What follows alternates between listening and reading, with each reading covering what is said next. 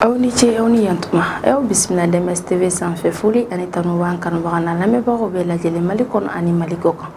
bi ye tarata ye décembre kalo tile 30 san 2025 aw ka don kibaru ni wagati seli foli kɔfɛ kunnafoniba minnu b'an bolo k'olu da kulo kan olu dɔw bɛ tali kɛ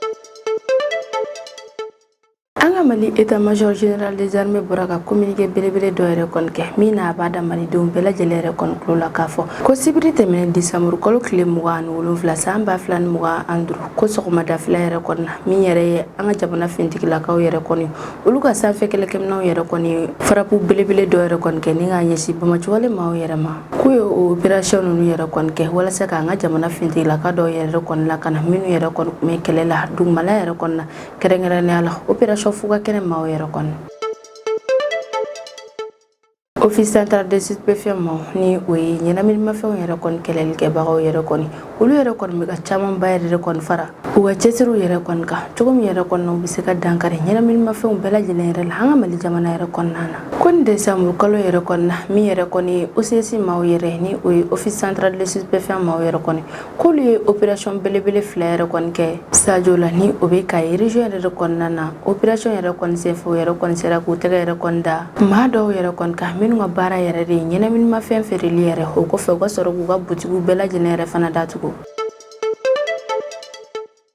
ko kari tɛmɛnen décembre kalo tile 28 san 2025 min yɛrɛ ye an ka jamana premier ministre ni ale tɔgɔ yɛrɛ de ko général de division Ablaye Mayiga k'ale yɛrɛ kɔni ye kunda Tombouctou région yɛrɛ kɔnɔna na o don kɔfɛlen yɛrɛ la k'a sera Tombouctou région yɛrɛ kɔnɔna na ka sanga ni nɛgɛ kanɲɛ 13 wagati yɛrɛ de a ka nin tagama kun yɛrɛ de walasa ka taga biennale artistique et culturel min yɛrɛ kɔni kun daminɛna Tombouctou région yɛrɛ kɔnɔna na ni ka taa o datuguli baaraw yɛrɛ kɔni kɛ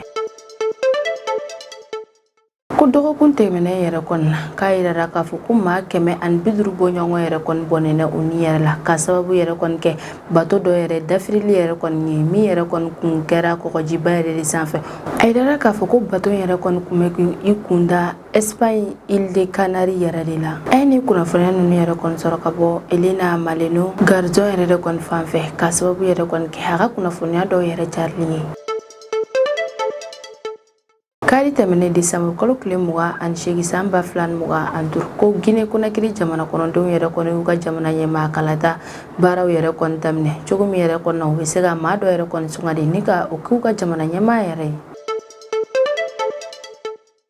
Juma tɛmɛnen décembre kalo tile 26 san 2025 Niger conseil des ministres sen yɛrɛ kɔni fɛ min yɛrɛ ye Niger autorité maaw yɛrɛ kɔni olu ye projet de loi kura dɔ yɛrɛ kɔni sigi sen kan min yɛrɛ bɛ tali kɛ AES jamanaw ka passeport électronique yɛrɛ ko kan u y'a yira k'a fɔ ko min yɛrɛ kɔni ye AES jamanaw ka passeport électronique yɛrɛ kɔni ko baarali yɛrɛ kɔni bɛna daminɛ Niger jamana yɛrɛ kɔnɔna na ni kunnafoniya ninnu de b'an bolo kɔrɔ bi an bɛna min walawala ye an ka bi du kibaru kɔnɔna na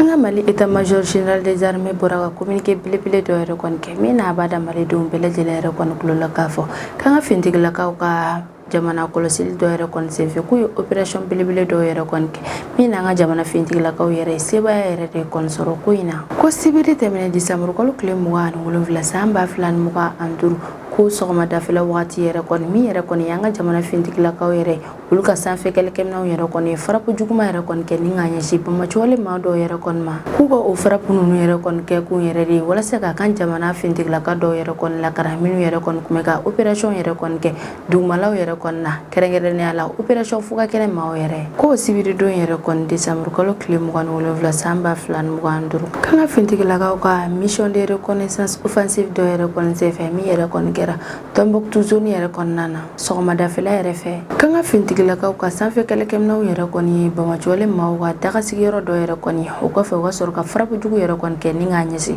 o dagasigiyɔrɔ yɛrɛ kɔni ma min yɛrɛ kɔni kɛra lɛrɛ ouest yanfan na sud yanfan yɛrɛ la ale ni foyita sud yanfan yɛrɛ fana la ni o yɔrɔ kɔfɛlen yɛrɛ kɔni bɛ Intahaka nord ouest yanfan yɛrɛ de la ko machine belebele dɔ yɛrɛ kɔni kun b'o sanubɔyɔrɔ yɛrɛ kɔni na min yɛrɛ kɔni bɛ kɛ ka sanu yɛrɛ kɔni bɔ k'an ka jamana fintigilakaw yɛrɛ kɔni o machine yɛrɛ kɔni kɛ sibile ye ni ka attaque belebele yɛrɛ kɔni kɛ k'a ɲɛsin machine yɛrɛ kɔni ma ko wulafɛla fana daminɛ kuma yɛrɛ kɔni na min yɛrɛ an ka jamana fintigilakaw yɛrɛ k'olu ye opération dɔ yɛrɛ fana kɛ lɛrɛ secteur yɛrɛ kɔni na ni o yɔrɔ kɔfɛlen yɛrɛ kɔni bɛ Tombouctou région kɔnɔna na ko k'u ka operation yɛrɛ kɔni kɛra sababu ye walasa ka Bamajɔlen maaw yɛrɛ ka dɔgɔyɔrɔ dɔ yɛrɛ kɔni ci. Bamajɔlen maa caman yɛrɛ kɔni bɔnɛna u ni na operation yɛrɛ kɔni senfɛ min yɛrɛ fana u ka mina nafama caman yɛrɛ kɔni o caman yɛrɛ fana tiɲɛna. État major général des armées yɛrɛ kɔni y'a yɛrɛ k'a fɔ ko min yɛrɛ kɔni an ka jamana fintigilakaw yɛrɛ kɔni k'olu yɛrɛ kɔni bɛ ka camanba yɛrɛ kɔni fara u ka cidenya baaraw yɛrɛ kɔni kan wa u y'a yira k'a fɔ k'olu yɛrɛ kɔni labɛnnen yɛrɛ kɔni ni ka jaabi telima yɛrɛ kɔni kɛ k'a ɲɛsin Bamajɔlen maaw ka menaces bɛɛ lajɛlen yɛrɛ kɔni na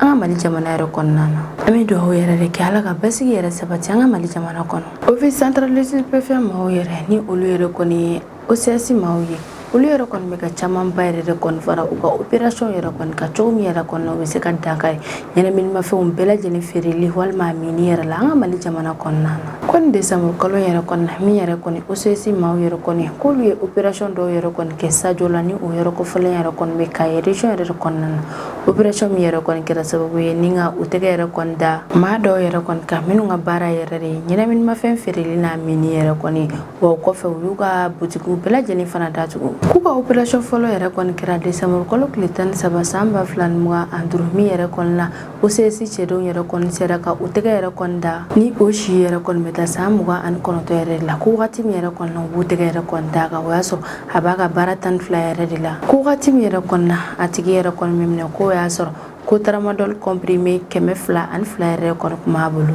O tramadol yɛrɛ kɔni minɛli yɛrɛ kɔni kɔfɛ k'u ye balansi dɔ yɛrɛ kɔni minɛ a la balansi min yɛrɛ kɔni bɛ kɛ ka ɲɛnaminimafɛnw yɛrɛ kɔni peser wa u ye wariba dɔ yɛrɛ fana minɛ a la o yɔrɔ yɛrɛ kɔni na wari min yɛrɛ kɔni a y'o sɔrɔ ɲɛnaminimafɛn feereli yɛrɛ de la. K'u ka operation filanan yɛrɛ kɔni kɛra Noël dɔ yɛrɛ kɔni n'o kun ye décembre kalo tile 25 san 2025 yɛrɛ ye janko tɛ dugu yɛrɛ la k'ali n'a sɔrɔ fêtew masironya yɛrɛ kɔni de don min yɛrɛ kɔni an ka jamana OCS maaw yɛrɛ kɔni olu yɛrɛ kɔni bɛ ka caman yɛrɛ kɔni fara u ka operation yɛrɛ kɔni kan k'u ka o operation ninnu yɛrɛ kɔni senfɛ u ye kamelenin dɔ yɛrɛ kɔni minɛ kamelenin min yɛrɛ si bɛ taa san 18 yɛrɛ kɔni na waati min yɛrɛ la k'u b'a minɛ k'o y'a sɔrɔ maramafɛn caman yɛrɛ de bɛ o kamelenin yɛrɛ kɔni bolo ale ni ɲɛnaminimafɛn caman yɛrɛ k'u ye fɛn minnu minɛ kamelenin yɛrɛ kɔni na waati yɛrɛ kɔni na olu bɛ tali kɛ tramadol 1,172 yɛrɛ kɔni kan fo ka taa se cannabis sachet biriki caman yɛrɛ fana kan ale ni ɲɛnaminimafɛn suguya caman yɛrɛ kɔni kan ale ni maramafɛn dɔw yɛrɛ fana kan ko ni operation ninnu bɛɛ lajɛlen yɛrɛ kɔni sababu yɛrɛ kɔni bɔra colonel Mumin Bengali ale n'a ka cɛdenw yɛrɛ de kɔni yɔrɔ la sabula olu yɛrɛ de kɔni ka fɛɛrɛ belebelew yɛrɛ kɔni bila sen na cogo min yɛrɛ kɔni na u bɛ se ka tɛgɛ da ni maa ninnu yɛrɛ kɔni kan nin zone belebele ninnu yɛrɛ kɔni yɔrɔ min yɛrɛ kɔni na ni ɲɛnaminimafɛnw yɛrɛ kɔni caman bɛ yen nɔ a feereli n'a mini ka ca o yɔrɔ ninnu yɛrɛ kɔni na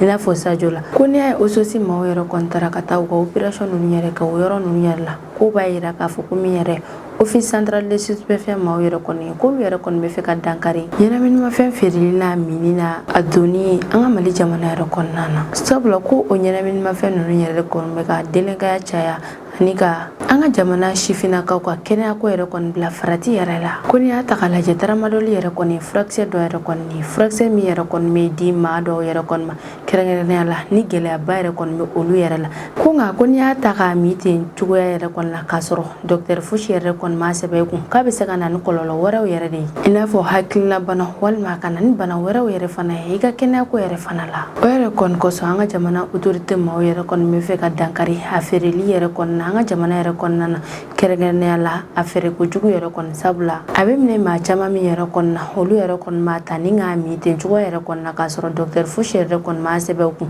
nka an k'a dɔn k'a fɔ ko furakisɛ yɛrɛ fana de don min yɛrɛ kɔni bɛ se ka di maa dɔw yɛrɛ kɔni ma minnu bɛ gɛlɛya yɛrɛ kɔnɔna na kɛrɛnkɛrɛnnenya la ni dimi bɛ maa minnu yɛrɛ kɔni la o la k'u bɛ fɛ ka dankari a feere cogo dɔw yɛrɛ la an ka Mali jamana yɛrɛ kɔnɔna na ko n'i y'a ta k'a lajɛ k'an ka Mali jamana yɛrɛ kɔnɔna na k'ale denmisɛnninw bɛɛ lajɛlen yɛrɛ kɔni bɛ ka tramadol yɛrɛ kɔni feere misaliya la u ye kamelenin min minɛ ni ale si yɛrɛ kɔni bɛ san 18 yɛrɛ kɔni na ale minɛna ni tramadol caman yɛrɛ ye ale ɲɛnaminimafɛn caman yɛrɛ de o yɛrɛ kɔni kosɔn an ka jamana autoritéw kɔni y'a yira k'a fɔ ko u bɛna caman yɛrɛ de kɔni fara u ka jamana kɔlɔsiliw yɛrɛ kɔni kan ani k'an ka jamana sifinnakaw yɛrɛ fana lakana cogo min yɛrɛ kɔni na u ka na se ka u ɲin yɛrɛ kɔni don ɲɛnaminimafɛnw yɛrɛ feereli la an ka jamana kɔnɔ k'a ye OCS maaw y'a yira k'a fɔ ko nin yɛrɛ kɔni olu ka ɲɛnaminimafɛn kɛlɛli daminɛli yɛrɛ de ye k'a ye région yɛrɛ kɔnɔna kɔnɔna ko ka jamana kɔnɔdenw yɛrɛ kɔni lakana ka bɔ ɲɛnaminimafɛnw yɛrɛ kɔni kɔlɔlɔw yɛrɛ kɔni ma k'o ye fɛn nafamaba yɛrɛ de ye jamana kɔnɔna na Sajola dugu yɛrɛ kɔnɔna na k'u ye ɲɛnaminimafɛn butigi minnu yɛrɛ kɔni datugu ko b'a yira k'a fɔ ko an ka autorité maaw yɛrɛ kɔni b'u sɛbɛ yɛrɛ de la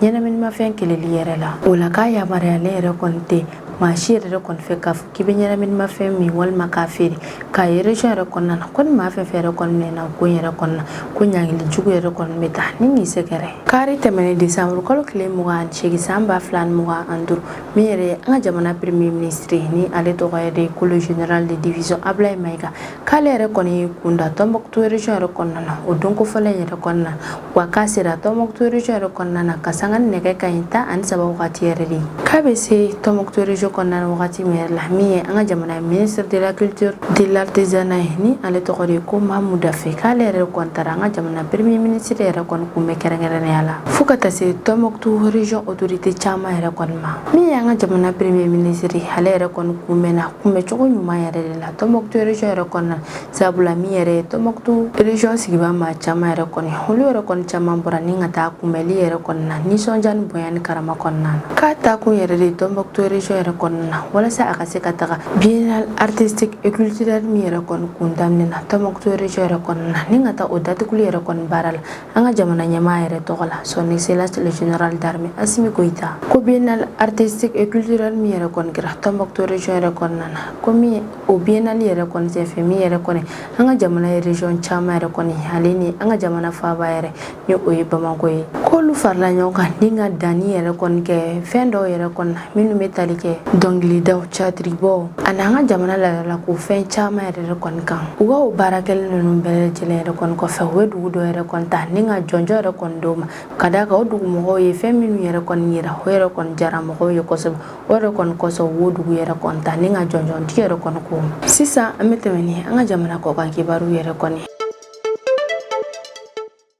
a yirala k'a fɔ ko dɔgɔkun tɛmɛnen yɛrɛ kɔni ko maa 150 yɛrɛ kɔni bɔnɛna u ni yɛrɛ la ka sababu yɛrɛ kɔni kɛ baton dɔw yɛrɛ kɔni binni ye kɔgɔji yɛrɛ kɔni sanfɛ k'o tunkarakɛ minnu kun bɛ baton yɛrɛ kɔnɔna na k'u kun bɛ k'u kunda Espagne île de Canaries yɛrɛ de la Elena Maleno Garzo ale yɛrɛ kɔni ni kunnafoniya ninnu yɛrɛ kɔni cari a ka bɔlɔlɔ sira dɔ yɛrɛ kɔni kan a yɛrɛ k'a fɔ k'u sigalen yɛrɛ kɔni ma la k'a fɔ ko maa 150 yɛrɛ kɔni bɔnɛna u ni na ni baton bin yɛrɛ kɔni fɛ Sénégal kɔgɔji yɛrɛ kɔni sanfɛ Sénégal kunnafonidiso maaw y'a yira k'a fɔ ko maa 200 yɛrɛ de kɔni kun bɛ o baton yɛrɛ kɔnɔna na ko nka baton yɛrɛ kɔni dafirila waati min yɛrɛ kɔnɔna na k'u ye maa 30 yɛrɛ kɔni sɔrɔ min yɛrɛ kɔni balo la u y'a yira k'a fɔ ko maa 12 yɛrɛ de kɔni bɔnɛna u ni na ni u ye olu yɛrɛ kɔni sɔrɔ wa fana tigiyara o su ninnu yɛrɛ fana la Sénégal kunnafonidiso y'a yira k'a fɔ ko baton moteur 2 yɛrɛ de kɔni tiɲɛna o waati yɛrɛ kɔni na min yɛrɛ kɔni ye baton bolila yɛrɛ kɔni o y'a ɲini k'a fɔ k'a bɛ baton yɛrɛ kɔni bɔ ji camancɛ yɛrɛ kɔni na ni k'a gɛrɛ kɛrɛfɛla yɛrɛ la cogo min yɛrɛ kɔni na a bɛ se ka baton kɔnɔ mɔgɔw bɛɛ lajɛlen yɛrɛ kɔni kisi nka k'a y'a ye k'a fɔ ko a tɛ se k'u kisi yɛrɛ kɔni wagati yɛrɛ kɔni na ale ye wele yɛrɛ kɔni bila baton fitinin dɔ yɛrɛ kɔni ma k'a ɲini ka boli ka taa k'a ka passager yɛrɛ kɔni to baton yɛrɛ kɔnɔna na ko wagati min yɛrɛ kɔni na a y'a ɲini k'a fɔ k'a bɛ boli o kɛra sababu yɛrɛ kɔni ye maa minnu yɛrɛ kɔni tun bɛ baton yɛrɛ kɔnɔna na olu yɛrɛ kɔni siranna kosɛbɛ o siran yɛrɛ kɔni de kɛra sababu ye ni caman yɛrɛ kɔni ye fili ka bɔ baton yɛrɛ kɔnɔna na ni ka jigin ji kɔnɔna na k'u ye siran min yɛrɛ kɔni kɛ ni ka jigin ji yɛrɛ kɔnɔna na o yɛrɛ kɔni kɛra sababu ye ni ka maa caman yɛrɛ kɔni bɔnɛ u ni yɛrɛ la sabula caman yɛrɛ jiginna ji kɔnɔna na k'a sɔrɔ u tɛ se ji yɛrɛ la u ka kunnafonidiso maaw y'a yira k'a fɔ ko Sénégal yɛrɛ autoritéw yɛrɛ kɔni ye enquête belebele dɔ yɛrɛ de kɔni dayɛlɛ o ko in yɛrɛ kɔni na cogo min yɛrɛ kɔni na u bɛ se ka ɲɛ yɛrɛ kɔni sɔrɔ ni baton dafiri ko in yɛrɛ la wa o kɔfɛ u ye hakilinajigi yɛrɛ kɔni kɛ k'a fɔ ko Espagne île de Canaries yɛrɛ kɔni sera ko faratiba yɛrɛ kɔni b'a la o la k'u b'a ɲini mɔgɔw yɛrɛ kɔni fɛ k'a fɔ k'u ka ji sira ninnu yɛrɛ kɔni to yen ni ka sira wɛrɛw yɛrɛ kɔni ɲini sabula ko farati min yɛrɛ kɔni b'a la o bɛ se ka kɛ sababu ye ni ka maa caman yɛrɛ kɔni bɔnɛ u ni na o la k'u bɛ welewelemada yɛrɛ kɔni kɛ ko maaw ka sabali kɔgɔji taga sira ninnu yɛrɛ kɔni kan sabula k'u bɛ taa u ni yɛrɛ de kɔni bila farati yɛrɛ kɔni na kɔgɔji ninnu yɛrɛ kɔni sanfɛla la Walking Border maaw ka kɔrɔfɔ la ko san 2024 wagati yɛrɛ kɔni na ko maa 9,757 yɛrɛ kɔni bɔnɛna u ni yɛrɛ kɔni na ji yɛrɛ kɔni sanfɛ wagati min yɛrɛ kɔni na u tun bɛ k'a laɲini k'a fɔ k'u bɛ ji yɛrɛ kɔni tigɛ min yɛrɛ ye Espagne ministère maaw yɛrɛ kɔni olu y'a yira k'a fɔ ko tungarange minnu bɛ don olu ka dugu yɛrɛ kɔnɔna na san o san ko ɲina yɛrɛ kɔni t'a dɔgɔyara kosɛbɛ sabula ko ɲina yɛrɛ kɔni ko maa minnu yɛrɛ kɔni sera olu ka jamana yɛrɛ kɔnɔna na k'olu yɛrɛ dɔgɔyara ka tɛmɛ san 2024 waati yɛrɛ t'a kan o y'a yira k'a fɔ ko tungarange minnu yɛrɛ donna olu ka jamana yɛrɛ kɔnɔna na san 2025 yɛrɛ kɔnɔna k'olu bɛ taa fo maa 17,555 ko nka ko tungarange minnu yɛrɛ kɔni donna olu ka jamana yɛrɛ kɔnɔna na san 2024 wagati yɛrɛ kɔnɔna k'olu bɛ taga fo maa 17,737 yɛrɛ de la o la k'olu yɛrɛ fana bɛ wele yɛrɛ kɔni bila mɔgɔw ma k'a fɔ k'u bɛ ka u ni yɛrɛ kɔni bila farati yɛrɛ kɔnɔna ji ninnu yɛrɛ kɔni tigɛli yɛrɛ la u b'a ɲini bɛɛ lajɛlen yɛrɛ kɔni fɛ k'a fɔ k'u ka ji sira ninnu yɛrɛ kɔni to yen ka sira wɛrɛw yɛrɛ kɔni ɲini sabula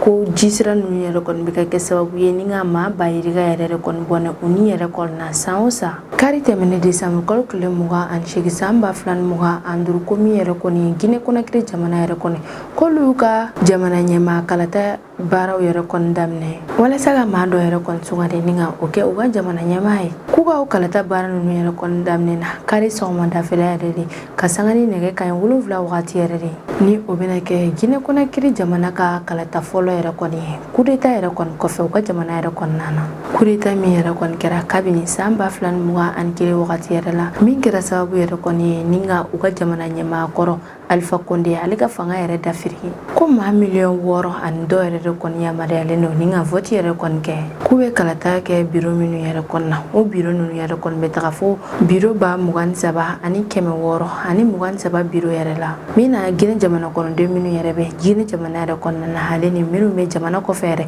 olu bɛɛ lajɛlen yɛrɛ kɔni bɛ se k'u ka vote yɛrɛ kɛ ko Guinée Cour suprême maaw yɛrɛ kɔni ye candidat 9 yɛrɛ kɔni yamaruya k'a fɔ k'olu yɛrɛ kɔni bɛ se k'u sen don kalata yɛrɛ la i n'a fɔ Mamadi Doumbouya ni o yɛrɛ de ye Guinée jamana furancɛ fanga ɲɛmaa yɛrɛ ye an bɛ wagati min na i n'a fɔ ko bi yan'u ka kalataw yɛrɛ kɔni ka daminɛ min yɛrɛ kɔni ye Guinée jamana direction générale des élections yɛrɛ kɔni hali y'a yira k'a fɔ ko kalata baaraw bɛɛ lajɛlen yɛrɛ kɔni labɛnnen wala ko kalataw yɛrɛ bɛ se ka daminɛ ko kan ka fɛɛrɛ fɛn fɛn min yɛrɛ sigi sen kan walasa kalata baaraw bɛ se ka kɛ k'o bɛɛ lajɛlen labɛnna i n'a fɔ kalata kan ka kɛ ni minɛn minnu ye ani a organisation fo ka taa se lakanako yɛrɛ fana ma ko y'o bɛɛ lajɛlen yɛrɛ kɔni sigi sen kan walasa u ka se ka vote yɛrɛ kɔni kɛ lakana kɔnɔna na ani jɛlenya yɛrɛ kɔnɔna na cogo min yɛrɛ kɔnɔna u bɛ se ka dankari ka bɔ walejugu bɛɛ lajɛlen ma ko ni kalata ko in yɛrɛ kɔnɔna CEDEAO maaw ka chef de mission d'observation électorale ni ale tɔgɔ yɛrɛ de ko Abdoulaye Diané ni ale ka baara de ye ka kalataw yɛrɛ bɛɛ lajɛlen yɛrɛ kɔlɔsi ko kabini décembre kalo tile 23 tɛmɛnen san 2025 k'ale yɛrɛ kɔni sera candidat maa 9 ninnu bɛɛ lajɛlen yɛrɛ kɔni ma walasa a ka se ka taga kumaɲɔgɔnya kɛ ni olu ni ɲɔgɔn cɛ k'o don kɔfɛlen yɛrɛ kɔni na a ye maa dɔw yɛrɛ kɔni bila ka taga yɔrɔ dɔw yɛrɛ kɔni na minnu yɛrɛ kɔni bɛ taga yɔrɔ ninnu yɛrɛ la walasa u ka se ka taa kalata ninnu yɛrɛ kɔni jateminɛ o kɔfɛ décembre kalo tile 24 san 2025 k'a ni Union africaine maaw ka cidenw yɛrɛ fana ye ɲɔgɔn ye ani organisation internationale de la francophonie maaw yɛrɛ fana fo ka taa se Union des fleuves mano maaw yɛrɛ kɔni ma k'a ni olu bɛɛ lajɛlen yɛrɛ kɔni ye ɲɔgɔn ye yɛrɛ kɔni kɛ o don kɔfɛlen yɛrɛ la o kɔfɛ u yɛrɛ kɔni taara foli belebele yɛrɛ kɔni kɛ ni k'a ɲɛsin Guinée jamana Cour suprême ɲɛmaaba yɛrɛ kɔni ma ni ale tɔgɔ yɛrɛ de ko Fode Bangoura ani Guinée jamana premier ministre yɛrɛ fana ka yɔrɔ la ni ale tɔgɔ de ko Amadou Ouriba k'u ka nin visite ninnu bɛɛ lajɛlen yɛrɛ kɔni kun ye walasa u ka se ka baara caman yɛrɛ kɔni kɛ u ka mission dɔw yɛrɛ la kɛrɛnkɛrɛnnenya la u ka ko kan ko mission yɛrɛ dɔw la o mission ninnu ɲɛmaabaw y'a yira k'a fɔ k'u ka nin ɲɔgɔn yɛrɛ kɔni bɛɛ lajɛlen yɛrɛ kɔni kun ye walasa ka observateur ka baara dilan ka ɲɛ ani k'u fara ɲɔgɔn kan ka Guinée jamana autorité maaw fana ka kumaw yɛrɛ lamɛn ka tila k'a lajɛ n'a sɔrɔ ni u ka kalata baara ninnu bɛɛ lajɛlen yɛrɛ kɔni kɛra ka ɲɛ ani n'a sɔrɔ a bɛ ka u ka sariyaw bɛɛ lajɛlen yɛrɛ fana bato n'a sɔrɔ n'a bɛ ka kɛ jɛlenya yɛrɛ fana la an b'a hakili lajigin tuguni k'a fɔ ko Guinée jamana kalata yɛrɛ kɔni na ko candidat 9 yɛrɛ kɔni min ni candidat ninnu yɛrɛ kɔni cɛla min yɛrɛ ye Guinée jamana furancɛ fanga ɲɛmaa yɛrɛ ni ale tɔgɔ de ko Mamadi Doumbouya ale b'a la fo ka taa se Abdoulaye Yero Baldé ni ale ye Front démocratique de Guinée Makale Camara ni ale ye Front pour l'Alliance nationale ye ni ale kelen de ye muso yɛrɛ kɔni ye candidat ninnu bɛɛ lajɛlen yɛrɛ kɔni cɛla min yɛrɛ fana ye Lassana Melemouno ye ale yɛrɛ fana bɛ candidat ninnu yɛrɛ fana cɛma wa candidat ninnu yɛrɛ fana cɛma min yɛrɛ ABC la Abdoulaye Kourouma Mohamed Nabi El Hadji Bouna Keita fo ka taa se Mohamed Sherif Tunkarama ko ninnu bɛɛ lajɛlen yɛrɛ kɔni ye kun bɔ kalata yɛrɛ kɔni kama cogo min yɛrɛ kɔni o bɛ se ka kɛ Guinée jamana kalata ɲɛmaa yɛrɛ ye ko Guinée Conakry ka kalata yɛrɛ kɔni bɛ ka kɛ wagati min yɛrɛ kɔni na ko maa caman yɛrɛ kɔni bɛ yen ni yamaruya yɛrɛ ma di olu ma olu yɛrɛ kɔni ka se ka u ka candidature yɛrɛ ladon sabula ko caman yɛrɛ kɔni bɛ yen minnu gɛnna wa fana dɔw yɛrɛ fana bɛ kaso yɛrɛ la u bolo maa dɔw y'a yira k'a fɔ k'u ka nin élection yɛrɛ kɔni tɛ ka kɛ ka ɲɛ sabula ko bɛɛ lajɛlen yɛrɛ kɔni ma se ka a ɲini don kalata ko in yɛrɛ la u ka ni kalata fɔlɔ ninnu yɛrɛ kɔni jaabiw yɛrɛ kɔni bɛna bɔ tile 2 yɛrɛ kɔnɔna na ni maa min yɛrɛ kɔni sugandira ni kalata fɔlɔ yɛrɛ kɔnɔna na wagati nataw la an bɛna bɔ ni ka ɲɛfɔli yɛrɛ kɔni k'aw ye o ko in yɛrɛ la juma tɛmɛnen décembre kalo tile 26 san 2025 n'o yɛrɛ kɔni kun ye Niger Conseil des ministres yɛrɛ ye o Conseil des ministres yɛrɛ kɔni senfɛ min yɛrɛ ye Niger autorité maaw yɛrɛ kɔni olu yɛrɛ projet de décret kura dɔ yɛrɛ kɔni sigi sen kan min yɛrɛ bɛ tali kɛ AES jamanaw ka passeport électronique ko yɛrɛ kɔni kan Niger jamana autorité y'a yira k'a fɔ ko min yɛrɛ ye AES jamanaw ka passeport électronique yɛrɛ kɔni ko bɛna labaara Niger jamana kɔnɔna na u ka communiqué dɔ yɛrɛ kɔnɔna na u y'a yira k'a fɔ ko ni passeport yɛrɛ kɔni bɛna kɛ sababu ye walasa u ka jamana kɔnɔdenw yɛrɛ ka se k'u ka taamaw yɛrɛ kɔni kɛ nɔgɔya yɛrɛ kɔnɔna na ani sɛbɛn jɛlenw fana ye k'u ka nin ko in bɛɛ lajɛlen yɛrɛ kɔni laɲini yɛrɛ de walasa ka se ka AES jamana sabaw ka taama an'u ka jɛɲɔgɔnyaw yɛrɛ kɔni kɛ nɔgɔya yɛrɛ kɔnɔna na wa k'u bɛ fɛ k'u ka passeport hali n'u ka carte d'identité bɛɛ lajɛlen yɛrɛ kɔni kɛ kelen ye min yɛrɛ kɔni bɛ se ka AES jamanaw ka taama hali n'u ka kɔlɔsiliw yɛrɛ fana nɔgɔya u ka jamana dancɛw la o b'a yira k'a fɔ ko AES jamana saba ninnu bɛɛ lajɛlen yɛrɛ kɔni bɛna passeport kelen yɛrɛ de kɔni labaara min yɛrɛ kɔnɔna sɛbɛnninw bɛɛ lajɛlen kelen ani u ka lakana ko bɛɛ lajɛlen fana ye kelen k'u ye texte kura min yɛrɛ kɔni sigi sen kan o texte yɛrɛ kɔnɔna na min yɛrɛ kɔni ye AES jamanaw ka passeport yɛrɛ kɔni ye n'i bɛ fɛ ka o passeport in sɔrɔ walima k'a labaara walima k'a lakurakuraya yɛrɛ kɔni Niger jamana yɛrɛ kɔnɔna na k'u ka texte yɛrɛ kɔnɔna na o bɛɛ lajɛlen ɲɛfɔlen b'a kɔnɔ k'u ka passeport électronique yɛrɛ kɔni ye fila yɛrɛ de kelen o yɛrɛ kɔni ye jamana civil yɛrɛ kɔni tɛ filanan yɛrɛ ye jamana baarakɛlaw yɛrɛ de kɔni tɛ o b'a yira k'a fɔ ko passeport fɔlɔ yɛrɛ kɔni ye jamana civil yɛrɛ de tɛ filanan yɛrɛ kɔni ye faso baarakɛlaw yɛrɛ de ta ye wa u ka texte yɛrɛ fana kɔnɔna na a yiralen don wagati min yɛrɛ kɔnɔna na u ka sɛbɛn bɛ se ka minɛ walima ka ban ma yɛrɛ u ka texte yɛrɛ kɔnɔna na a yiralen don wagati min yɛrɛ kɔnɔna na passeport yɛrɛ kɔni bɛ se ka minɛ i la hakililajigi yɛrɛ kɔnɔna min yɛrɛ kɔni Niger Burkina ani Mali yɛrɛ kɔni olu yɛrɛ kɔni farala ɲɔgɔn kan ni ka AES yɛrɛ kɔni sigi kabini san 2023 septembre kalo yɛrɛ kɔni la o la k'u farala ɲɔgɔn kan ni ka passeport kura min yɛrɛ kɔni dilan k'o passeport yɛrɛ kɔni labaarali yɛrɛ kɔni daminɛna wa fana k'a lakodɔnlen don diɲɛ jamanaw bɛɛ lajɛlen fana fɛ k'u ka nin passeport kura in yɛrɛ kɔni bɛ tali kɛ AES jamanaw ka baara belebelew yɛrɛ de kɔnɔna na k'u ka nin passeport kura in yɛrɛ kɔni sigili sen kan